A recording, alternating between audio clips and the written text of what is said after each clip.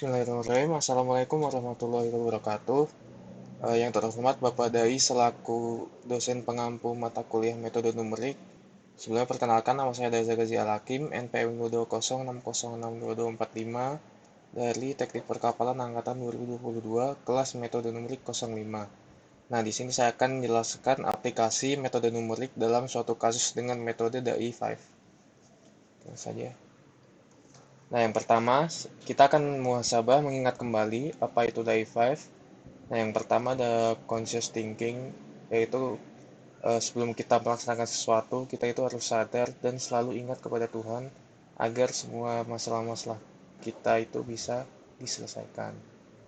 Nah, selanjutnya setelah kita memiliki kesadaran dan ingat akan Tuhan, itu ada intention atau niat. Nah, itu niat kita untuk menyelesaikan suatu permasalahan tersebut dengan selalu juga mengandalkan Tuhan.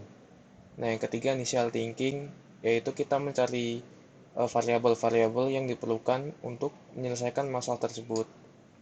Nah, keempat idealization. Nah, jadi dari variabel-variabel tadi yang sudah didapat, itu kita kumpulkan dan kita akan mendapatkan persamaan-persamaan untuk menyelesaikan masalah yang akan kita selesaikan.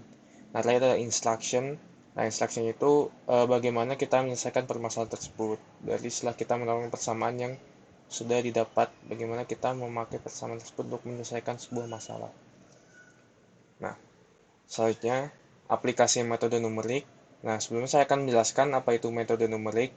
Metode numerik adalah teknik penyelesaian masalah yang diformulasikan secara matematis dengan cara operasi hitungan. Dalam metode numerik ini dilakukan operasi hitungan dalam jumlah yang banyak dan prosesnya berulang, sehingga dalam prakteknya perlu bantuan komputer untuk menyelesaikan hitungan tersebut. Nah, jadi metode numerik ini berbeda dengan metode analitik. Metode numerik ini melakukan perhitungan-perhitungan sampai masalah kita itu diselesaikan menggunakan algoritma. Selanjutnya ada tujuan metode numerik. Nah, tujuan yang pertama itu menyelesaikan persamaan matematis yang kompleks.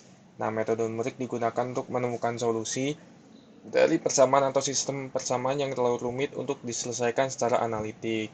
Nah, contohnya termasuk persamaan diferensial, persamaan integral, dan juga persamaan aljabar nonlinear. Selanjutnya itu ada mengaproksimasi solusi dari masalah yang tidak memiliki solusi eksak. Nah, banyak banyak masalah dalam sains dan teknik yang tidak memiliki solusi eksak atau bentuk tertutup. Metode numerik yang menyediakan cara untuk mendapatkan solusi mendekati yang cukup akurat untuk tujuan praktis. Nah, kemudian memungkinkan komputasi untuk masalah skala besar. Nah, dalam banyak kasus itu, masalah yang dihadapi itu terlalu besar untuk diselesaikan dengan metode analitik atau metode langsung. Nah, metode numerik memungkinkan pemecahan masalah ini menggunakan komputer yang mampu melakukan jutaan operasi per detik. Nah, ini karena keterbatasan manusia, jadinya biasanya kita memerlukan komputer untuk menyelesaikan suatu masalah. Kemudian mengatasi keterbatasan metode analitik. Nah, ini berhubungan dengan yang tadi. Ada banyak masalah di mana metode analitik itu tidak dapat diterapkan atau terlalu kompleks untuk digunakan. Nah, metode numerik itu sebuah solusi yang lebih fleksibel dan dapat diterapkan pada berbagai jenis masalah, termasuk yang melibatkan data eksperimental ataupun kondisi batas yang rumit. Nah, terakhir itu ada optimasi dan pengambilan keputusan. Nah, banyak masalah optimasi dalam rekayasa, ekonomi, dan juga ilmu komputer yang diselesaikan menggunakan metode numerik ini. Nah, teknik seperti pemrograman linier, lalu pemrograman nonlinier, dan juga metode Monte Carlo itu digunakan untuk menemukan solusi optimal dalam berbagai aplikasi. Jadi memang metode numerik ini bisa dipakai jika metode seperti analitik dan langsung itu dapat digunakan karena metode numerik ini bisa langsung menyelesaikan banyak persamaan sekaligus dan lebih praktis. Nah, selanjutnya ini pembahasan kasus yang akan kita bahas di sini. Itu pertama ada circular economy. Nah, apa itu circular economy? Circular economy itu merupakan model yang berupaya memperpanjang siklus hidup dari suatu produk, bahan baku dan sumber daya agar dapat dipakai selama mungkin. Nah, jadi bahan-bahan atau bahan bahan baku yang sudah digunakan itu tidak ulang lagi untuk bisa dipakai terus-menerus. Nah, prinsip dari ekonomi sirkular atau circular economy ini mencakup pengurangan limbah dan polusi, menjaga produk dan material terpakai selama mungkin, juga meregenerasi sistem alam. Nah, melalui ekonomi sirkular ini kita bisa mencapai lebih banyak dengan menggunakan lebih sedikit. Nah, itu dia kuncinya dari ekonomi sirkular ini. Nah, kemudian ada engineering. Engineering itu juga apa ya? eh, ini kita lah, apa, bahasan kita lah. Nah, apa itu engineering? Engineering itu merupakan penerapan ilmu dan teknologi untuk menyelesaikan permasalahan manusia. Hal ini diselesaikan lewat pengetahuan matematika dan pengalaman praktis yang berguna untuk mendesain objek atau suatu proses untuk menyelesaikan permasalahan manusia. Nah, selanjutnya ini ada implementasi metode numerik pada suatu permasalahan.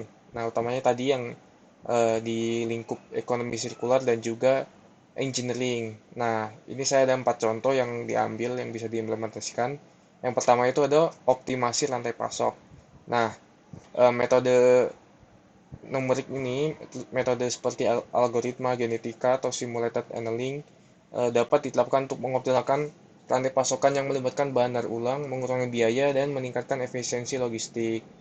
Nah, kemudian untuk simulasinya digunakan untuk memodelkan dan mensimulasikan aliran material dalam rantai pasokan ekonomi sirkular. Nah, ini juga membantu dalam memahami interaksi kompleks antar komponen sistem. Nah, selanjutnya ini juga dalam lingkup ekonomi sirkular lagi itu ada optimasi daur ulang. Nah, optimasi daur ulang ini untuk metode numerik dapat digunakan untuk memodelkan proses daur ulang material, mengoptimalkan parameter proses untuk memaksimalkan efisiensi dan juga mengurangi limbah. Nah, ini sejalan dengan tujuan tadi ekonomi sirkular.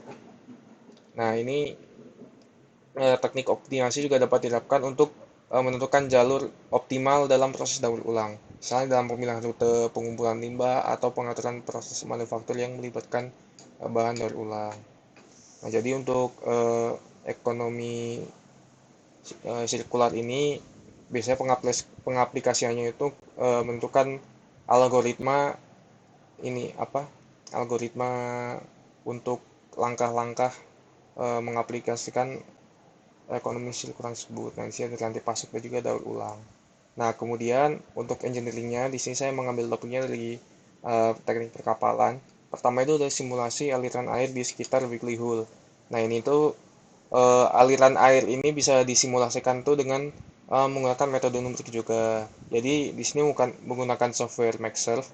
Nah, dari Maxsurf sendiri itu uh, melakukan perhitungan data-data uh, menggunakan variabel-variabel seperti densitas, kemudian data-data dari lambung kapalnya itu untuk mensimulasikan aliran air di sekitar kapal itu.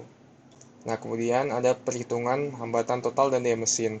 Nah, di sini itu metodenya sama, bukan metode numerik. Di sini itu melakukan banyak perhitungan agar mendapatkan data yang mendekati benar gitu. Nah, di sini juga menggunakan software Maxsurf. Nah, software Maxsurf itu tuh sama, kita memasukkan variabel-variabel seperti data kapal kita, lalu kita memasukkan maksimal minimum kecepatan kapalnya dan juga efisiensi yang akan kita pakai. Nah, nanti kita akan mendapatkan grafik dan juga perhitungan untuk hambatan total dan daya mesin yang akan digunakan pada kapal. Nah, sekian yang bisa saya jelaskan mengenai implementasi metode numerik pada suatu kasus. Untuk kurang lebihnya saya mohon maaf. Wassalamualaikum warahmatullahi wabarakatuh.